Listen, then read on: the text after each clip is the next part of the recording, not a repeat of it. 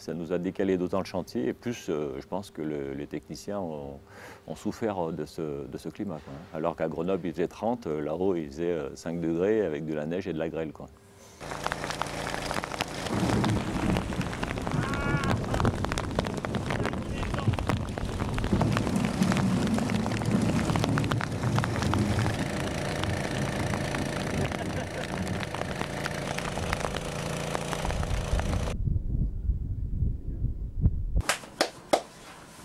Les lardons, ils ont gelé. Les lardons faits, gèlent. Les yaourts, comme on a dit, ils vont pas apprécier. Mais écoute, la viande, elle est pas gelée. Ouais. Ça a l'air d'un petit bac là.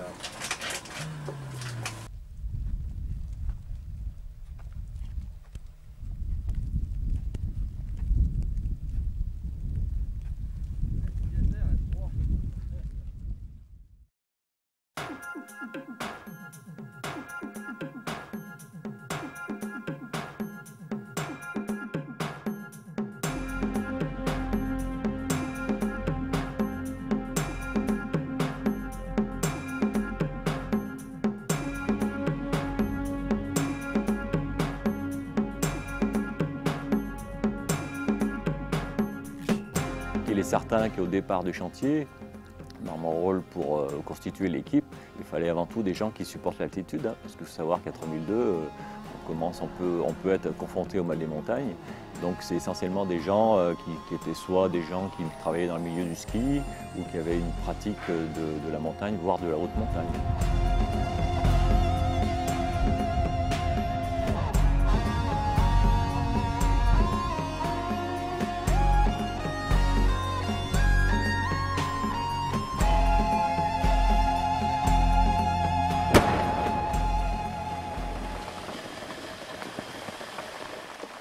C'est quand même pas évident de vivre en montagne, de faire la vaisselle dehors, au froid, se faire à bouffer tous les soirs, tous les midis, ça prend du temps, on est en altitude, le gaz il marche pas forcément très bien. Donc tout ça c'est à prendre en compte, quoi. C'est pas forcément très évident. Pour l'instant moi j'ai fait 3 semaines et 3 semaines c'était vraiment bien, on s'est tous bien adaptés, il y a une super bonne équipe. C'est vraiment très bien, chacun est autonome, chacun a déjà une expérience montagne personnelle qui est importante, donc ça se passe très très bien.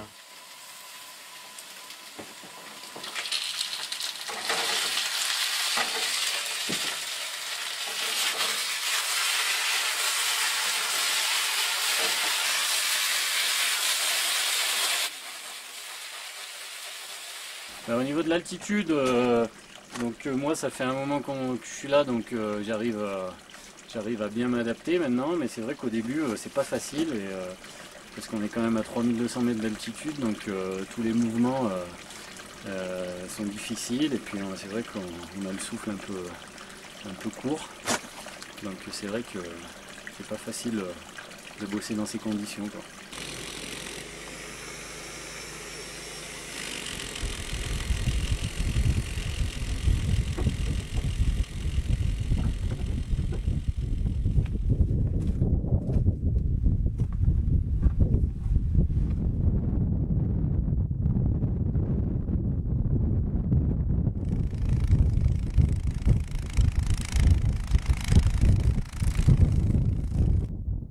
Le chantier, le problème qu'il y a eu quand il fait beau, c'est vraiment c'est très agréable de travailler à ces altitudes avec un paysage comme ça. Mais là, le problème, c'est que vraiment la météo a été exécrable. Et le ressenti, c'est que les gens étaient, on le voyait de toute façon sur leur visage, la fatigue en fin de semaine et en voir en fin de chantier. Bien qu'il y a eu même des remplacements, quoi. C'est vrai que cette altitude, de travailler à cette altitude, ça use. Chaque jour, les mêmes gestes, des dizaines, des centaines de fois. Et peu à peu, la tranchée prend forme, avec toujours cette nécessité de maintenir le niveau du lac en dessous de l'ouverture dans le glacier.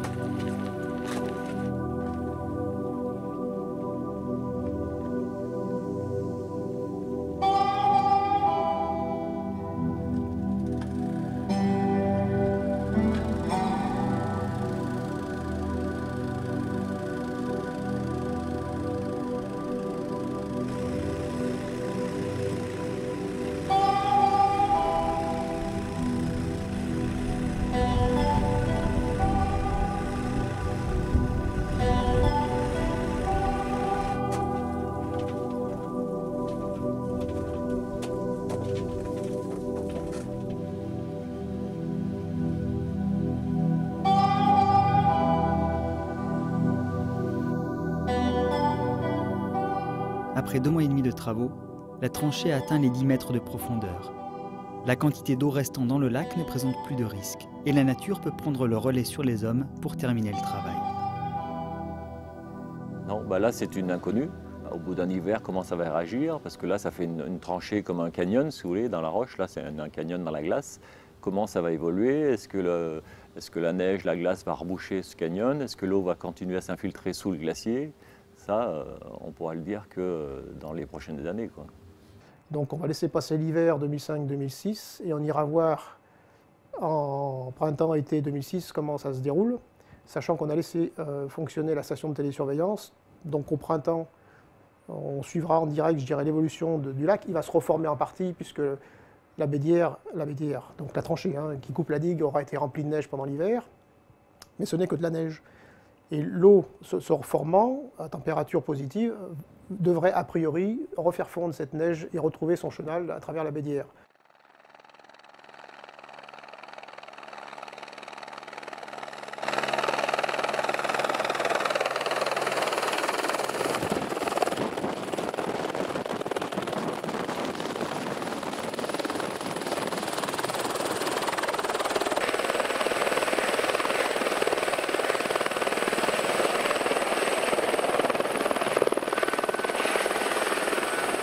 Si le glacier de Rochemelon est aujourd'hui sécurisé, d'autres pourraient à terme représenter un danger similaire et constituer une menace pour des ouvrages ou des populations.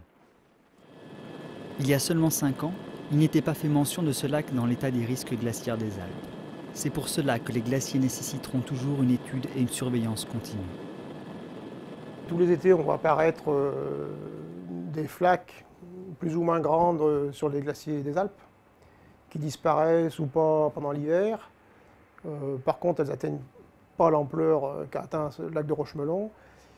Et puis, quand bien même, ça pourrait devenir des petits lacs plus ou moins conséquents. La question est de savoir après s'il y a ou non risque pour des enjeux à l'aval. On a eu une réunion pour faire un peu le bilan de comment ça s'était déroulé et ce qu'il conviendrait de mettre en œuvre dans le futur. Et c'est vrai qu'il y avait des représentants du ministère de l'écologie où ils disaient que c'était un problème qui, on va dire, était un peu dans la pile des dossiers à examiner. Bon, il était classé un peu plus bas, il a gagné quelques places dans la préoccupation des responsables, parce que bon, c'est vrai que ça peut être quelque chose qui peut se révéler malgré tout dangereux, comme ça aurait pu l'être ici par rapport aux structures, aux populations, aux bâtiments.